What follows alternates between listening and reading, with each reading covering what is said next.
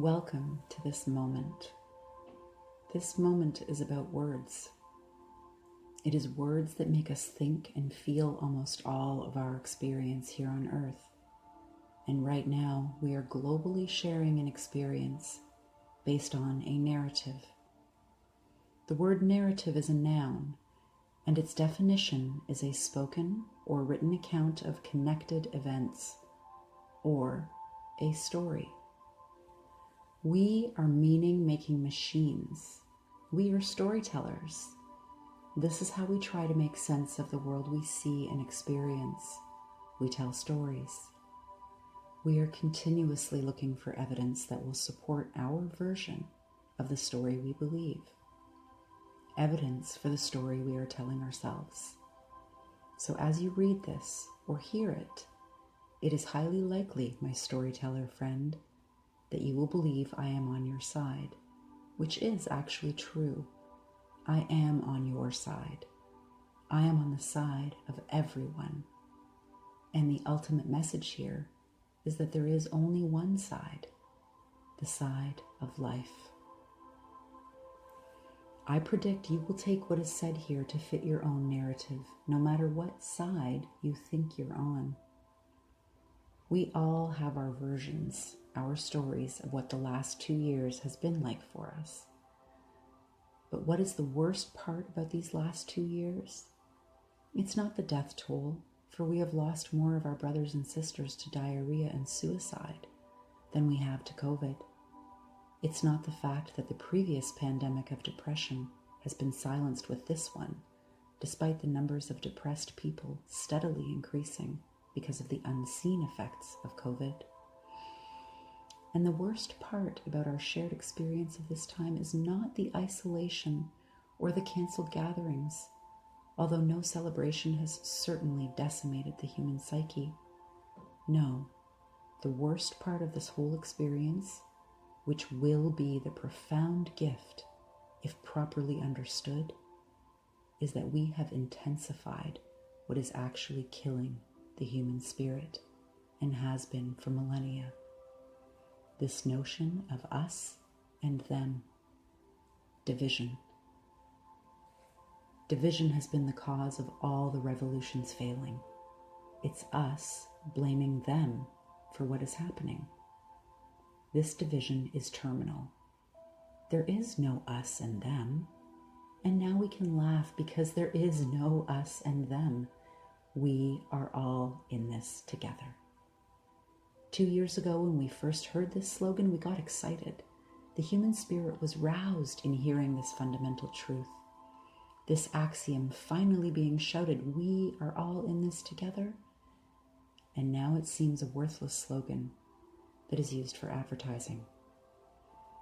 But this is its revival because it is an undeniable truth. That's why we were happy to hear it 2 years ago. It is the truth. We are all in this together. And in this moment of human existence, we are sharing an experience globally. We have never before been so connected by a singular global narrative, a shared story. Yet we've also never before been this isolated from each other. And we have never been this disconnected from our source of life, our shared planet, our Mother Earth. Yes, we are all in this together to get her, to reawaken our awareness of the ultimate shared experience, that of our life-giving planet Earth. To get her, to really get her, the one who is breathing her last breaths, to understand that she is dying simply because of unquestioned human activity, traditions left to us by our ancestors. It is true that we really can't know what anything is for. So what if these last 2 years were meant to create the springboard for humankind to admit that we are one human family, that all of this is interrelated and part of intelligent design? That it would make us question what it means to be free, question our government's sincerity, which has always been in question. Question the impeccable timing of this new war that silenced the rallying cries for freedom heard all over the world.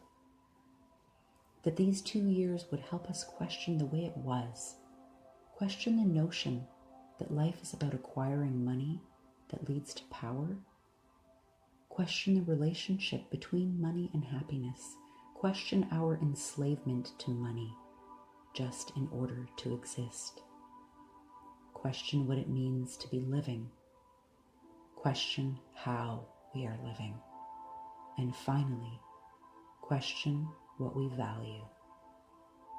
At this moment, the most important question is, do we value the natural living world?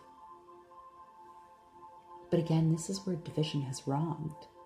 We can't deny that all life is important. There are no degrees of life. A being is either alive or not. We can hardly doubt that this world is intelligently designed.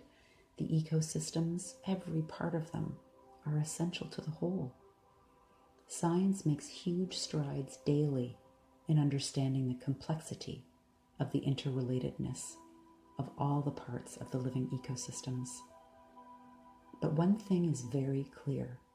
No matter whose life it is, the life of a mouse or a whale, a virus or bacteria, a mushroom or a tree, life wants to live. So do we value life? The answer is yes. Of course, yes, we value life, as evidenced by how humans came together to do what we thought was best for society during this time. But part of the story is being left out. Valuing life doesn't mean just the lives of human people. There is no human society without a living planet. You can't see a tree as a dollar sign or land as a resource and be on the side of life. Yet we are all playing this game because our ancestors left us this idea that land can be owned. With that statement, some could do an us and them. The First Nations people of the Americas, whose ancestors taught them the land can't be owned. But we, the human race, shares all its ancestors, just as we all share this planet. We must reawaken the truth that we, the human family, are the guardians of the land. We, the people, must stand for this truth, not be in fear of losing a job. No, have faith in humanity.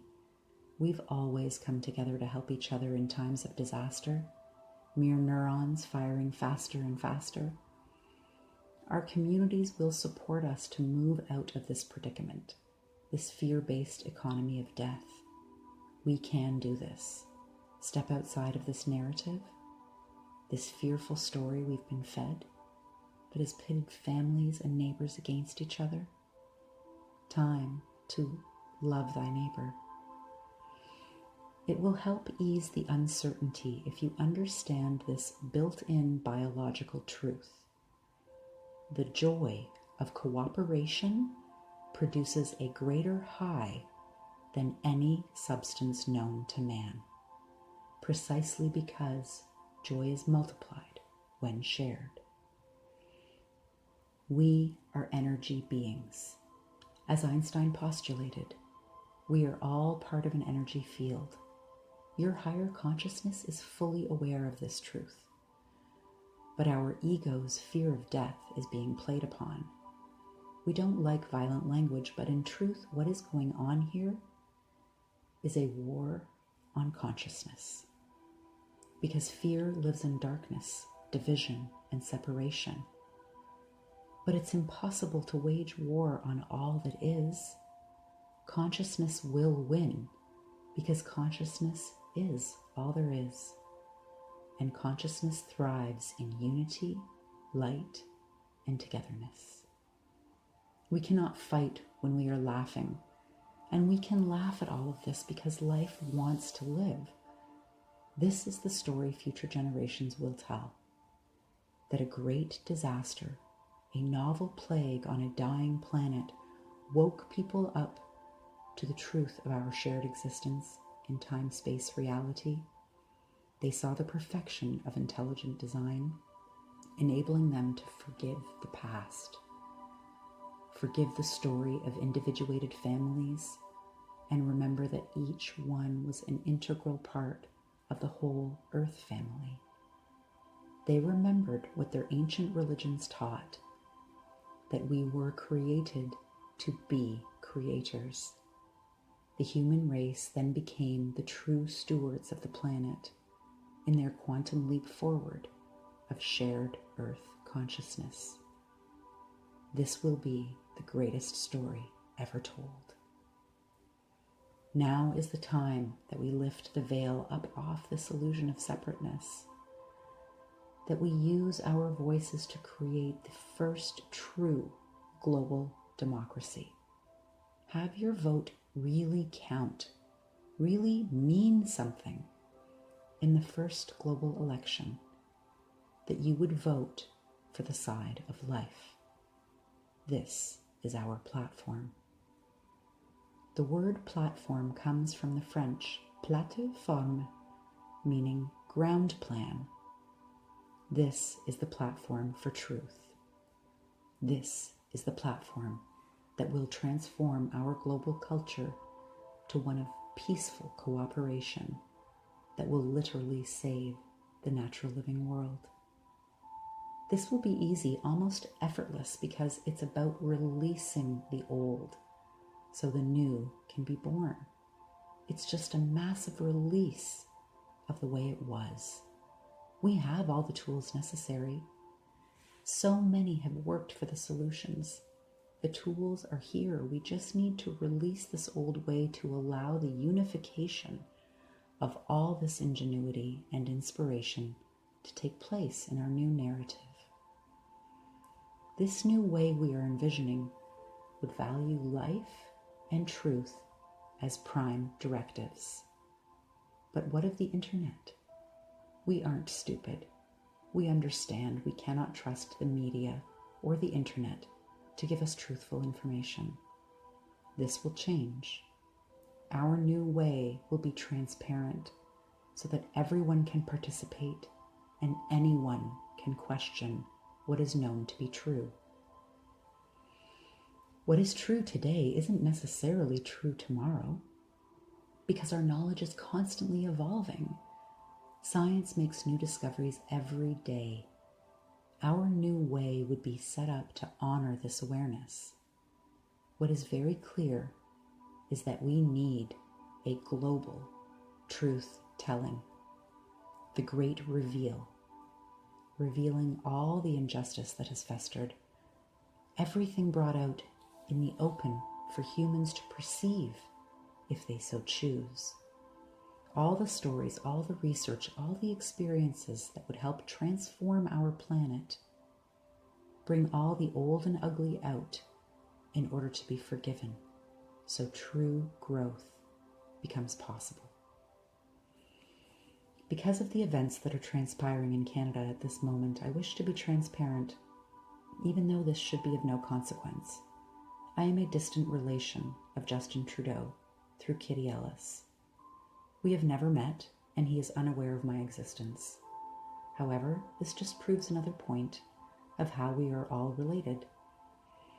And, as big as the world seems, it is rather small. We are all related. All of life is related. It is astonishing to become aware of the complexity of how different yet similar we are to all other creatures on our shared planet. This platform recognizes and honors the expression of all life. There are so many people who have dedicated their efforts to creating the tools that would help to literally save the world. Many of them have been silenced, canceled, or deplatformed because their work conflicted with the narrative of profit interests, of big pharma, big ag, big oil, big banks, big media or the military-industrial complex, which holds all of them together with violent force when the masses object. But all those institutions are made up of people. People with feelings, people with families, people with conscience, people whose job depends on them following a narrative, following orders without questioning. But the policies will dissolve when the people step forward to unite their voices with this platform. In fact, they will be the ones to create the platform, redirecting their dedicated energies to that which serves the good of the whole. We will understand what is ours to contribute to the new narrative. It's been said that unquestioned traditions are the real moral authority of any culture. Let me repeat that. Unquestioned traditions are the real moral authority of any culture. How is this so? Because these unquestioned traditions are what our daily lives look like. We're surrounded by them. They make up our societies and our institutions, and we just continue on. It's like the air that's all around us, yet remains invisible. Human culture is, in this precious moment, sitting on the edge of potentiality. Behind us is the way we've been living, full of sorrow, a way that is murdering our planet. But questioning moving forward, we have the potential to become an evolved species, to recognize our true cooperative nature and become one united, compassionate human race. We have to take responsibility for the time we are now in, the narrative we are living. Many believe the narratives of books left to us with stories that belong to another time, a time none of us were present for. Having faith in them is a wondrous thing and gives great hope for the salvation of humanity. For if we can have faith in a story, so many billions of us, faith in our handed down religions, that means we can have faith in humanity, believing we come from the same source of life. Not a being or a person, the actual source of life itself. Have you ever asked yourself why you are here? The more learned a man becomes, the more he sees the synchronicities of intelligent design. At this moment, we can witness the intelligent design of all if we release judgment and feel the truth that pulsates in our beating hearts. We can then feel and understand the truth that we are here for the culmination of every human experience, to birth the elevation of human consciousness. All those who went before us have shaped the material world that we experience. We have all the tools, thanks to they who went before us, that led to the creation of technologies being used and invented today, all of which were created out of this living earth. Many are afraid of artificial intelligence, and in its current state, they have good reason to be. However, AI can be rewritten to be of real service to humankind. There are incredible humans who possess this skill. They will be essential in the creation of the new internet. The old internet won't disappear. It will be archived in the creation of a new World Wide Web of truth. Here is an interesting truth. We are being divided by what actually unites us. And we can laugh at the ridiculousness of it. We all want what is best for society, for human culture, and for our planet. We are united in this desire. It's just our vision has been disconnected from the whole. The media is paid to do this. The power story that has been running the world for thousands of years is crumbling because consciousness can't be stifled. Sure, our rights and liberties can be suffocated, but consciousness continues to witness. Our focus on the media has us blinded to the immense opportunity that sits in front of us. But critical mass has been reached. There are more people aware of the destruction of the natural living world than are not. There are more people who want to radically transform the global narrative than who want to return to the old one. There are far more who want to deconstruct the interrelated systems of oppression than wish to be ignorant to them. There are far more who want to see peace on earth than who wish to see war. There are more people who want to see the rights of the natural living world honored than want to see things return to business as usual. There are more people who want to contribute what is their passionate purpose than who want to return to slaving for money in order to exist. And there are more people in power who question the lies of superiority they've been fed than who wish to remain subordinately following orders. And there are many who want out of the charade of the global power structure to be genuinely loved by their human family. For the rich have a very sad and fearful existence, having to question the sincerity of everyone around them. We will joyfully welcome you home as we collectively create the new way. We all want a peaceful existence. It's in our nature. It is the most natural thing because you want to live. You are on the side of life, naturally. For not to be would mean you're on the side of death. Ask yourself, which side am I on? In this moment, we have the opportunity to take responsibility for the all of it and step outside of the narrative into freedom, to birth a truly peaceful existence for all. We've been living in a sort of suspended existence for 2 years, not knowing what's to happen tomorrow. Yet this is proof to us that we will be okay while this platform organically takes shape. The display of our brothers and sisters' devotion to life will be the quickening. Human energy potential grows exponentially as minds join.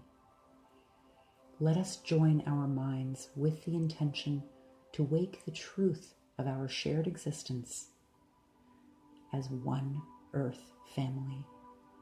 Make this your vote. Let's make our belief known. Let us flood the internet with signs of life. As creatively as you wish, the word life, what it means to you, what symbol of life would you adopt or create? What does it mean to celebrate life? Imagine, what does your free life look like? This moment is all about words. What words would help shape our new collective narrative, the new world story? What words would help save the natural living world, grant us peace and freedom on earth? This desire unites us. It lives in us all, the desire for global unity. We, the people of the world, are the masses, and our collective voice cannot be silenced. Listen to that little voice that's telling you what to do now. Share your voice. Unleash your passion. This message will spread virally, and you know how. Seize this moment. Feel yourself part of the whole in the elevation of human consciousness, which is happening now. Thank you for your precious attention.